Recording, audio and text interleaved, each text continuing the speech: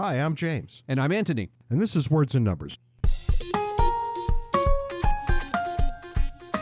We are here at that glorious part of the year here in Arizona where it goes from nice to hot. I've already turned the air conditioner on. I think nice is in the rearview mirror. Maybe at night will be nice and cool. Of course, you're probably sitting in snow, so... Yes. It just started snowing today, believe it or not. That sounds about right. Apart from the snow, what's new and exciting in your world this weekend? One of our listeners sent us an article about the Bayside Canadian Railway. This means that whatever you say next is going to run the risk of being interesting. Somebody else actually sent it in. This railway is located in New Brunswick, Canada. It owes its existence to a long-lived, little-known cartoon of a law called the Jones Act. Cartoon of a law is a great way to put it, isn't it? The Jones Act, enacted in 1920, requires, among other things, that shipping between American ports be done with American-built, American-flagged vessels. A growing problem in the United States is that regulatory burdens combined with more favorable foreign taxes and subsidies have resulted in few American-built vessels. In fact, today, China produces around 1,000 merchant vessels each year. The U.S. has a fleet of fewer than 200. That is, every 10 weeks, China produces a number of merchant vessels equal to the entire U.S. merchant fleet. And that makes it difficult for companies like the American Seafood Group to move its product between U.S. ports. It so happens that there's a loophole in the Jones Act that exempts goods that make part of their transit via Canadian rail. Now, don't look for logic here. The whole business, the Jones Act and its various loopholes, were written to protect favored industries. But here's the bottom line. American Seafood Group needs to move seafood from one U.S. port to another. The Jones Act requires that such transits occur on American-made, American-flagged ships. There are precious few of those in existence. But a loophole in the Jones Act allows goods to move from one U.S. port to another via foreign ships, provided the goods make part of their journey via Canadian rail. So what does American Seafood Group do? Come on. I already see it. Come on. It loads its seafood onto a foreign-made ship in Dutch Harbor, Alaska. The foreign ship sails through the Panama Canal, up the St. Croix River to New Brunswick, Canada, where it docks at a Canadian port. There, the seafood is unloaded onto trucks. The trucks are then loaded onto a waiting Bayside Canadian Railway train, where, and this is the fun part, the train runs 200 feet down a track and then reverses back the same 200 feet. The trucks then drive off the train and into the United States, having fulfilled the law's requirement that the goods complete part of their journey on a Canadian railway. There are so many lessons here that we could file this story under unintended consequences or cronyism or profit maximization or governmental waste. The point is that the laws designed to benefit favored groups often have to be so complex as to benefit who politicians want to benefit while maintaining the illusion of doing something else. And the more complex the law is, the more opportunity there is for people to act in ways to benefit themselves while maintaining the illusion of complying with the law. In the end, all that happens is that a majority of cronies benefit while businesses are encouraged to waste resources, customers are forced to pay more for goods they buy, and the big winners on both sides of the political divide are the politicians who, on the one hand, promise favors through laws like the Jones Act, and on the other, the politicians who promise to end the cronyism. These ships go from Alaska to the Panama Canal, only to go back to Canada. Only to go back to Canada, where they then run for 200 feet on a Canadian railway train before they can enter the United States. Astounding. What on earth is wrong with everybody? And I want to point out that this is not the foolishness of the week. This is actually right. The serious thing that Ant wanted to talk about. My God. If you go to the show notes, I've included a link to Google Maps that zooms in to this railway track. And it sits there. It's just a straight stretch. It's about 200 feet long, right next to the docks. And you can see there's a little ramp. The trucks ride up onto the train. It goes back, it goes forth, and the trucks drive away. 200 feet. That's not unlike what I would expect to happen when the engineer brought his children on board for their first time on a train. Right. That's exactly right. 200 feet down, 200 feet back, let's go to Wendy's. I've been on carnival trains that go further than that. File all that away for a future rant, but for today we've got other rants. Joe Biden has declared there will be a new digital currency, and he instructs by executive order all manner of people to start doing all manner of things to get a digital currency. When I say digital currency, what's the first thing that pops into your mind? Well, the first thing that pops into my mind is the IRS somehow allowing hackers to get in and get away with trolling through tons of IRS data that's supposedly secure. And now this is the same government that's going to create a digital currency. All right, I should have asked what a normal person would have thought the minute they hear digital currency. And the correct answer is Bitcoin. Come on, man. That's what people think. We've got digital currencies all over the place. Some are serious enough, like Bitcoin, Bitcoin Cash, Ethereum. Others are just nonsense. Dogecoin kind of fits this bill. What's an American digital currency going to look like? The short answer, not like any of those things. Right. It's not going to be built on blockchain technology. It's going to exist by fiat exactly the way our currency does right now. It won't be any different from what we have right now, except for one thing. Digital dollars are going to be traceable.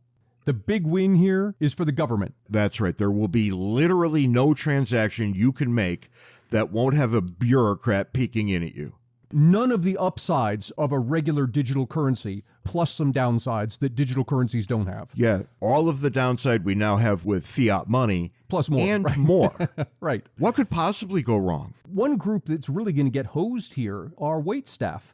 All of a sudden, all these tips that you get that you don't count because it's cash, I know you're supposed to, no more. All of this will be traceable. And this is going to be so onerous. I predict we will see much more by way of a barter economy. Well, that's interesting. Just as you're saying those words, it occurs to me, if anything, this gives incentive for people to start using Bitcoin, Ethereum, and the other digital currencies. Yep, that's right, because those are not traceable to the same degree. They are traceable, and the IRS is paying attention, but it's almost nothing compared to what this digital currency is going to look like.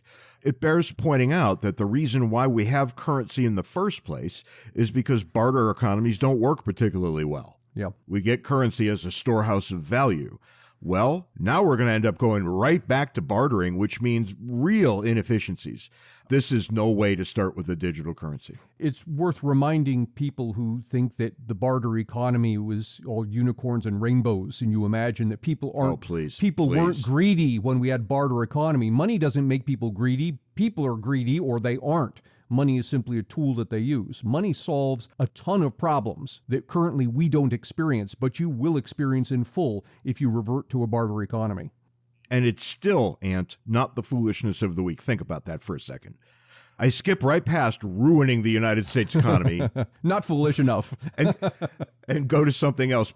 And I start by asking, what do you know about Clarence Thomas? I know that he had that run-in with Anita Hill a long time ago. He's a conservative Supreme Court justice. Alleged run-in?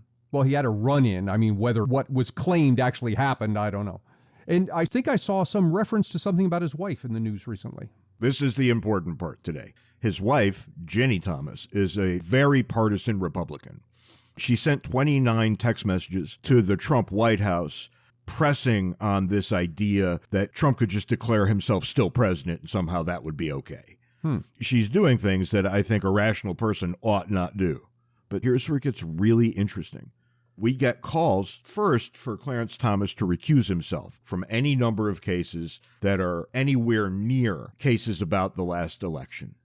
I don't think I like that idea because Clarence Thomas has never given any impression that he's going to rule on things any other way than he wants. But people are calling on him to recuse himself. Okay, maybe that's fair enough. Maybe. Now we're getting calls for Clarence Thomas to be impeached. Good Lord. And who makes that call? It's Ilhan Omar from Minnesota, a congresswoman. These are the same people. I speak generally of the squad here. I speak more broadly about progressives generally in the United States. These are the people who would have us believe that women deserve to have a fully featured place in the economy or in the body politic that their husbands don't define. And here we are with a woman in the House claiming that the husband of a woman should be impeached because she doesn't like what he said. So she shouldn't be defined by him, but he should be defined by her. Exactly so. That's the message that gets sent here. And I think it's a dangerous message. If this had been a progressive on the court, I'm here to tell you she wouldn't have said a word. We're back to politicians acting for outcomes rather than from principle. Yes, that's right. And I think what we see more often than not are groups of politicians bereft of principle. In her defense, politicians played to their base. The people who elected her to the House are not the people of the United States at large, it's the people in her district. And it may well be the case the people in her district are cheering, saying this is a wonderful thing. Even if she expects it to go nowhere, that's not the point. The point is that she get elected, which is the point of every politician. Yeah, I wish I could disagree with that, but how on earth could I? To get more Ant and James, buy a copy of our excellent book, Cooperation and Coercion. You can find the paper and electronic versions on Amazon and the audio version on Audible. If you'd like to support Words and Numbers, make your way over to patreon.com/wordsandnumbers, where you can contribute to our podcast-making habits. If you'd like to schedule us to come speak at your event, be it corporate or educational, or have James officiate at your wedding, send us an email at wordsandnumberspodcast@gmail.com. Recently, James and I visited Mount Hebron High School in Ellicott City, Maryland, where we met with Mount Hebron's high school students. This is one in a series of episodes drawn from that visit. Today, we're recording from Mount Hebron High School in Ellicott City, Maryland.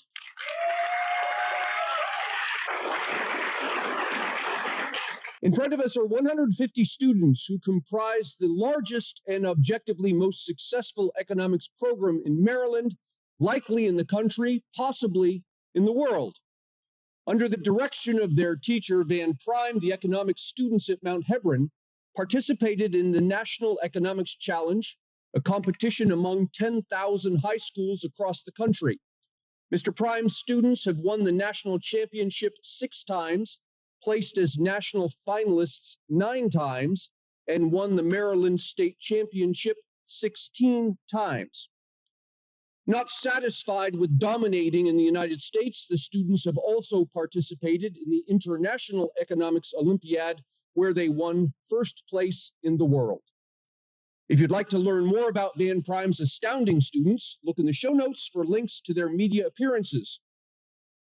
The students have submitted to us ahead of time some questions that they're interested in discussing, so we've picked some of the more interesting ones, and I have in front of me a 10-page document of over 120 questions. We're not going to be able to get to all of them, but we picked some of the more interesting ones and also ones that touch on topics that several students have mentioned. And we'd ask the students to come up and ask their question.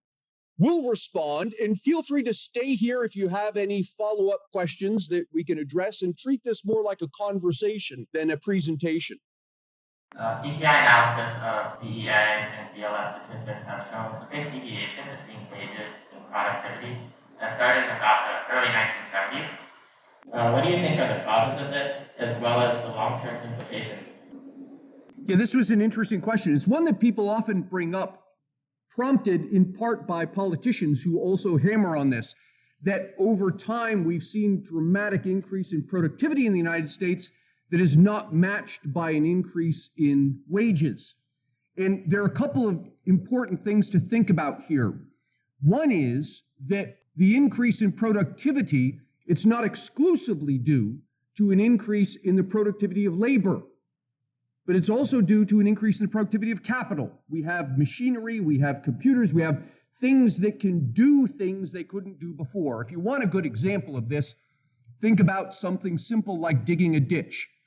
100 years ago, it was a worker and a shovel, and the worker had some productivity. He could dig so many feet of ditch per hour with his shovel. Today, we have a backhoe. That same worker can dig far more ditch per hour using the backhoe. It's a tremendous increase in productivity, but it's not due to the skill of the worker. It's due to the machine. And so it's not necessarily the case that the increased productivity should necessarily be reflected in wages. If the increase in the productivity is due to the capital, it's due to the machinery, it should be reflected in an increased return to the investment in the machinery. And so that's one thing to think about. Another thing to think about is that workers aren't paid wages. They're paid compensation, which is the combination of wages and employer-paid benefits. And if you look over time from roughly the early 80s to the present, median wages in this country, adjusted for inflation, have increased about 6%. That's 6% more than inflation from 1980s to today. But if you look at compensation, the average worker's compensation has gone up 50%, 50% more than inflation over that same period. So what's been happening is, as our productivity increases, we are earning more money. It's just that it's showing up less in wages, more in employer-paid benefits. And the question is, why would that be the case? And at least part of the answer has to do with how we treat these things under the tax code. Your employer-paid benefits largely are tax-free, where your wages are not. So if your employer says to you, look, you're going to get a $1,000 raise this year, would you like it in the form of wages, or would you like it in the form of contributions to your health insurance, contributions to your retirement? If you take the latter, contribution to your insurance, contribution to your retirement, you get the full $1,000. If you ask for the former, the increase in wages, you only get $750, because that's what's left after the taxes. And so consequently, workers and employers, because of the tax treatment, have opted to take this increase in payment in the form of employer-paid benefits more so than in the form of wages, because of how we treat these things. What is the best way for workers, the government, or other entities to prevent the exploitation of workers? The first thing you have to do is define what exploitation of workers looks like. And here I'm not sure that we would have anything approaching a universal answer. I think that's going to be the sort of thing that people have very different answers over time and even among different people in the present. I'm not sure that I know what exploitation of workers looks like. It's one of those phrases that gets tossed around. I think what we would have to say is, if it's anything, it's that workers don't get what they should get in a free and fair open market on labor. So what gets in the way of that? And I'm not sure that we have a positive answer here in the United States. I think we generally have workers that are not exploited, with one glaring exception that I'll get to in a minute. But if you look globally, I think you will find answers to the question of what is exploitation. I lived in Iraq for a while. I thought I saw exploitation there. I've been to Amsterdam, where prostitution is legal. I think I saw it there too. Now, when you work here in the United States, we have laws that govern these sorts of things, and it's very difficult for anybody to skirt these laws.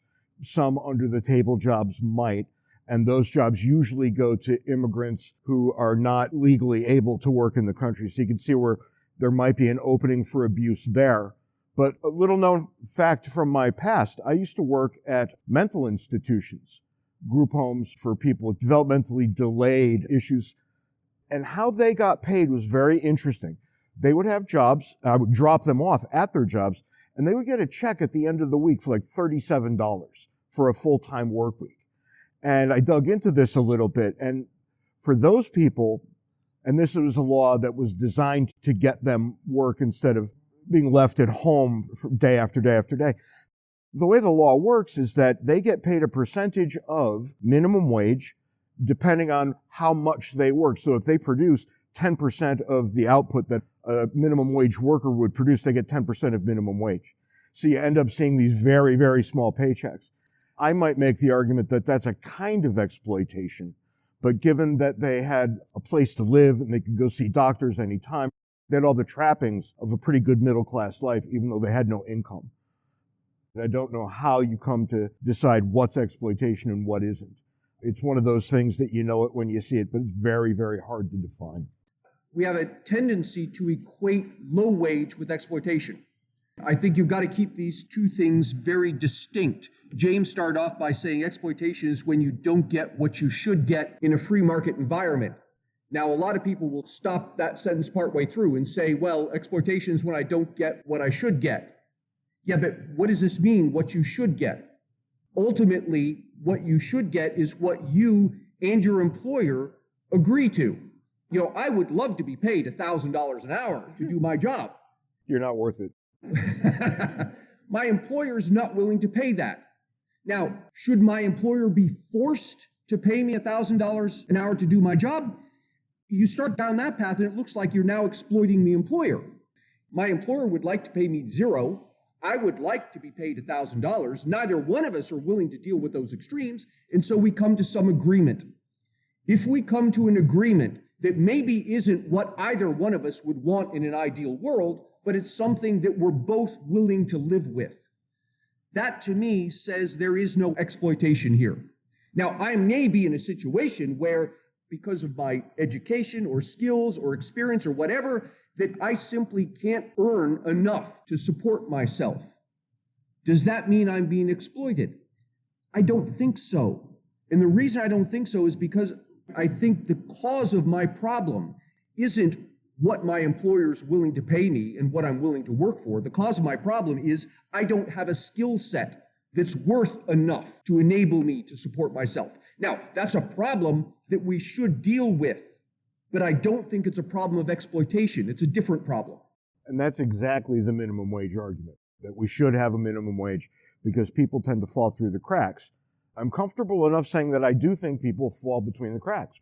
And then the question becomes not one of ends, but of means. How do we functionally address these problems? And that gets to be very, very difficult, especially when politicians become demagogues and say things like, well, every worker should be making $15 an hour. Well, by what standard? If you're not worth $15 an hour, what's going to happen when that minimum wage is implemented? You're going to lose your job. That's a form of exploitation too, I guess. If we're going to call the employment problem exploitation, then how is this not exploitation too? And you see just how difficult this becomes. Bernie Sanders can go on TV and say $15 an hour is what we need. And I'm here to guarantee that if he got that, there would be a new answer the next day. Then it would be 20. Then it would be 25. But the real question is, how much are employees worth to employers? Because if you fall below the line, if you cost more than you're worth, you will lose your job. And that's what we see every time the minimum wage is increased. And I think one of the things that happens here is we lose sight of the reality of what's going on because the economy is so complex. If you want to see what's really going on, think back to a simple form of an economy. We're all farmers. We grow the food and we raise the animals that we eat. We're subsistence farmers. What do you do when you have a farmer who, maybe because he's not skillful, or maybe because his plot of land is not particularly fertile or whatever it is, but you have a farmer who simply can't grow enough food to feed himself and his family? Now, this is a problem, clearly, right? I'm not saying it isn't. It is a problem and we should do something about this. But what's the wrong thing to do here? The wrong thing to do is to say to the farmer, look, you can't grow enough crops to feed your family, therefore you may not farm at all. Now, clearly that's stupid. And yet that's exactly what we do with the minimum wage. We say to employers, you may only hire people who are worth $15 an hour. And if your labor happens not to be worth $15 an hour, well, you're just not allowed to work. So my question is, what do you think is causing the recent rise of socialist thinking, and how has that impacted economics and politics? The one thing you need to look at when you think about why it is that this quasi-socialist thinking makes its way into our public discourse is that it's a form of pie-in-the-sky thinking where people who think that they can organize a society this way also think that they can make everybody else better off. That's a very good message if you're looking to capture voters and public interest. So you're left with this problem. People can and do promise all kinds of things to people that, if you have any understanding of history, you'll know will never work. You can't point to that beautiful socialist environment in which everyone is happy and life is good. You can point to places like Venezuela where that was true for a little while until everything fell apart because nobody had any motivation, any incentive to keep up with capital problems. Every single thing that Venezuela needs to get oil out of the ground, they let die. It's very weird because they have the biggest oil reserve of any country in the world. and yet they can't get it out of the ground and everybody there is now poor. It's so bad that when people go to buy things, they don't count the money, they weigh the money. Imagine that. You have to have so many bills to put on a scale, and they weigh it and they do whatever they're going to do. So that's the end game of socialism. But the promises in the beginning are very, very tempting. Because what's going to happen? People who make a lot will pay some, and everybody else will live off that. Except that it just doesn't work. It's never once worked.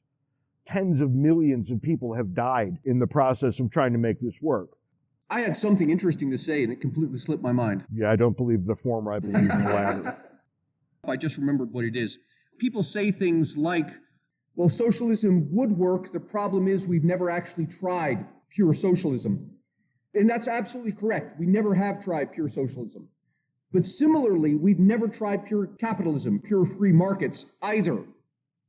And so we have no example we can point to of either one of those extremes. What we do have plenty of examples of, however, are societies that come closer or further away from the two extremes. And the data here is overwhelming, that the closer societies move toward the socialism end of the spectrum, the worse their socioeconomic outcomes are.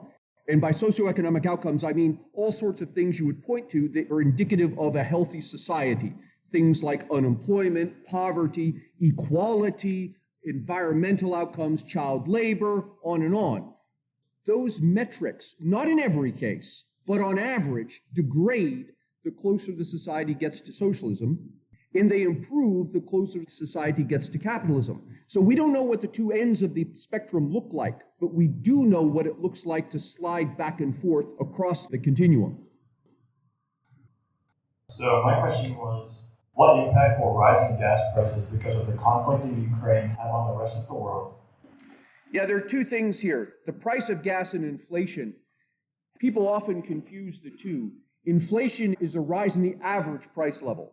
So the price of a particular thing going up is not necessarily inflation. It might be due to inflation, but inflation is a rise in the average price level.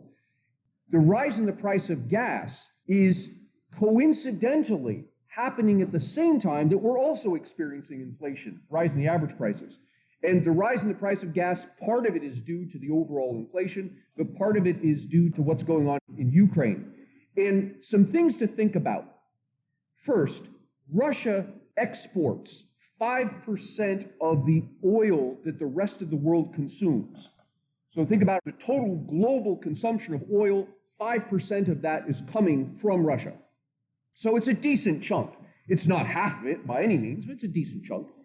If you shut that off, you're going to get an increase in the price of gasoline, though I don't think you're going to get it to the extent that we're seeing. I think the rise that we're seeing is due in part to that shutting off of the oil from Russia, but it's due, I think, even more so by the uncertainty. People don't know what's going to happen here. Is this going to be a long, protracted thing? Is there going to be nuclear weapons involved? Does this portend something that's going to happen between China and Taiwan? And so all of that uncertainty leads people, particularly investors, to be very skittish. And they are anticipating that price of oil will go up in the future. If they anticipate price of oil is going to go up in the future, they're going to start buying now, which causes the price to go up now. So I think a large part of what we're seeing is due to this uncertainty. Now, put the numbers in perspective. If you adjust for inflation, the price of gasoline today at whatever we're at, $4.50 a gallon or so, is not the highest we've ever seen. The highest we've seen historically was in 2008, where adjusted for inflation, it was what today would be $5.15 a gallon. In 2012, it reached a peak of $4.85 a gallon. And that's just the price of gas. If you account for the fact that when you buy a gallon of gas, you're not really buying gas. That's not what you're after. What you're after is the ability to drive your car a certain number of miles. If you account for the fact that cars today get much better gas mileage than they did in the past, the price of gas today at $4.50 a gallon is actually, adjusted for inflation and adjusted for mileage that cars get, the price of gas today is actually 25% cheaper than it was in 1981. Is it a shock to us? Absolutely. In part because we're used to gas being dirt cheap. It's part of why one of the students asked a question about transitioning to renewable energy. Part of why we're having such a problem transitioning to renewable energy is because fossil fuels are so incredibly cheap. Now, there's all kinds of footnotes to that involve government subsidies and this sort of thing, but the fact is, when it comes to what the person pays at the pump, they're incredibly cheap. And so our reaction to the $4.50 a gallon is less a reaction to the price being high than it is a reaction to we're used to the price being incredibly low. But it's more involved than that, because if you think about gas and oil to a lesser extent, really what you're talking about is transport costs. So every single product that has to be moved from one place to another, which is almost every product, they're all going to be more expensive now. Right. And it gets awfully confounding trying to look at inflation and then temporary glitches. The pain of it all is that we won't know until next year which was which. Yeah. So when we start talking about these things, Anthony and I tend to be rather honest in what we don't understand. And that doesn't do you any good at all if you're trying to make a point in Congress. Right. And James mentioned something interesting about the price of gas influencing the price of other things. Think about this next time you're in a grocery store. Look at the prices on the shelves of various things. Most of the price that you see is not for the food that you're buying. The bulk of the price that you're seeing is for the cost of transporting it from where it was manufactured or grown to the grocery store. It's like you're paying for the cost of transporting it and you get the food for free as a bonus. And it's interesting to think about grocery stores. It's the one industry that we can point to, I think, that consistently has a razor-thin margin of profit. Right. It's about 2%. So when you look around and you see that coffee has gotten more expensive and the package has gotten smaller, well, yeah, that's the grocery store trying to keep up with the pricing that they face. And they end up making about 2%, which means every time a governmental entity says you must pay more for X, usually labor, the end result is almost always that grocery stores close. This happened in California just recently, where a set of, I think it was 12 or 15 grocery stores, a local government foisted a very high minimum wage on them specifically. And they shut down the stores and went home because they just couldn't make a profit anymore. And of course, what happens next? Those same governmental actors say, well, you've created a food desert. And that's correct, but it was the government who caused it. Let's say the conflict escalated into something more like a war with more countries getting involved. In previous wars, it has sometimes benefited the U.S. and helped the economy grow. How do you think it would affect in this case?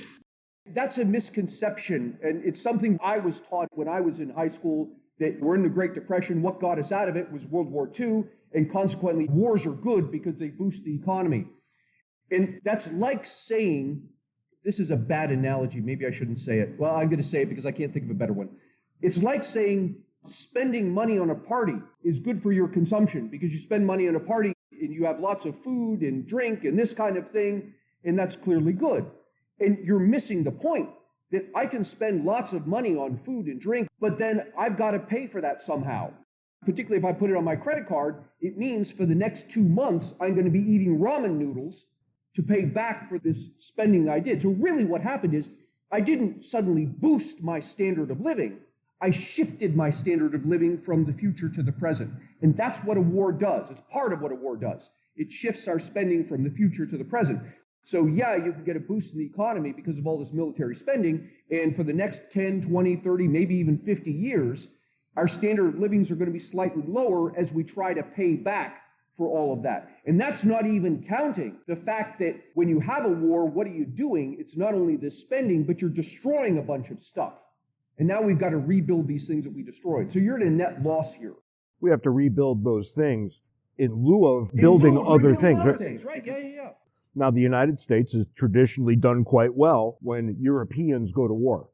We're better off here, given our geographical isolation. We're far better off here than our friends throughout Europe who just get tattooed. And then here comes the Marshall Plan. So American taxpayers are paying to rebuild. Can it ever be an unalloyed good? And I think no is the correct answer here.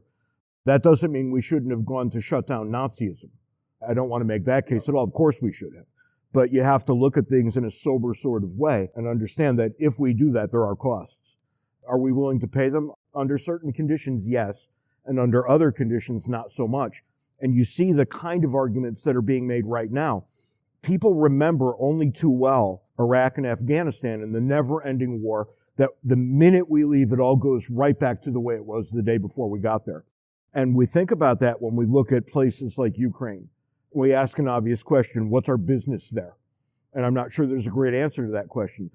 Poland, which borders Ukraine, now we've got a pretty good answer because Poland's been in NATO for many a year, and we've agreed to help them.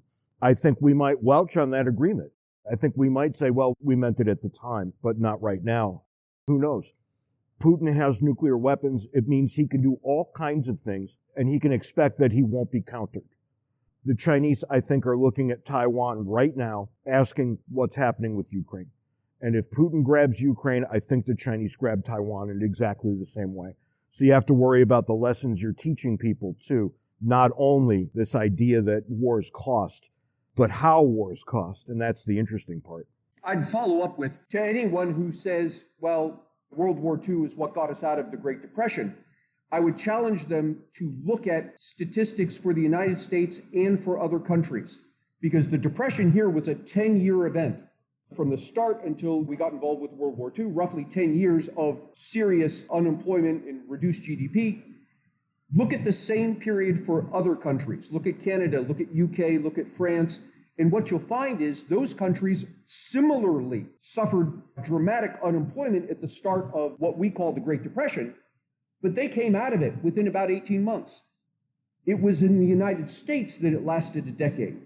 Now, what that tells me is whatever it is that brought people out of the Great Depression, it wasn't World War II, because everybody else got out of it 9 years earlier. It was only us that stayed here for 10 years. So that raised the question, what was going on in the U.S.? And if you delve into that, you'll find a number of things between some misguided governmental policy and some misguided Fed operations, Federal Reserve. The Federal Reserve in the Great Depression did, in a lot of ways, the exact opposite of what it should have done. Do you know about the stock market crash of 1987? You do. Well, of course you do. You're Mount Hebron students. Of course you do. I asked any other students, if you heard of the crash of 87, nobody knows what I'm talking about. The crash of 87 was gargantuan, stock market crash, like this crash of 29.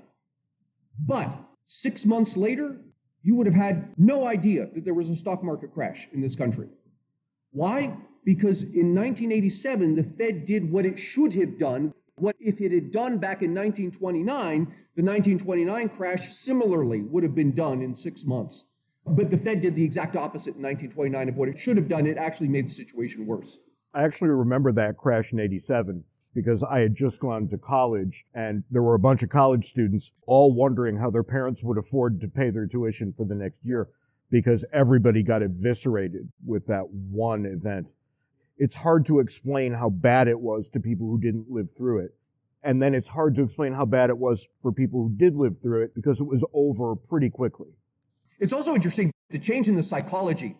In 1929, the stock market crashes, and the stock market, I don't want to say was a new thing, but in terms of the general populace, it was a relatively new thing. Not many regular people like us invested in stocks, and when the thing tanked, people panicked. They want to get out of the stock market, they want to pull their money out of the banks, the whole thing. In 1987, when the stock market tanked, I didn't hear one person say, I've got to get out of the stock market. No. In fact, I heard many people say, oh my God, I wish I had $10,000. This is the time to buy. And because I was a teenager at the time, I didn't. But fast forward a bunch of years to 2001, I remember walking downstairs on September 11th, watching planes literally crash into buildings. And then over the next bunch of days, you start monitoring the financial markets. U.S. equities got taken outside and shot. Yep. I mean, they just bled value for a long, long time. And about the 2-week mark, I took every dime we had and bought into it, figuring, okay, either it comes back and we're a healthy nation, or it never comes back and we're... In which case, you got bigger problems. That's right. It's not going to matter what I've done anyway. And it turns out that was, I would say, the single best investment I ever made, but it might be the only best investment I ever made. And you start to realize that when you think that way about American markets, you actually get a lot further because over time they tend to creep up. Now you can buy at a very bad time, but if you have a long enough time horizon, you tend to get through it. And I think absent the use of nuclear weapons, that's largely going to be true until our economy crashes because of the debt. when that come to roost, I think all of what I said is off. I think we have a question coming up later on about the debt. I disagree with some of what James said, but we'll talk about that. Yeah, we don't agree on everything, which people think we do, for obvious reasons. He's wrong about something. And that's all the time we've got this week on Words and Numbers. Until next time, be sure to follow us on Twitter. Handles are in the show notes. Join Words and Numbers Backstage, the Facebook group where the conversation continues, and send us email, wordsandnumberspodcast@gmail.com. But until next week, try to be nice to one person who doesn't deserve it. Just one. And who knows, it may turn into a trend. Well, that's an interesting twist.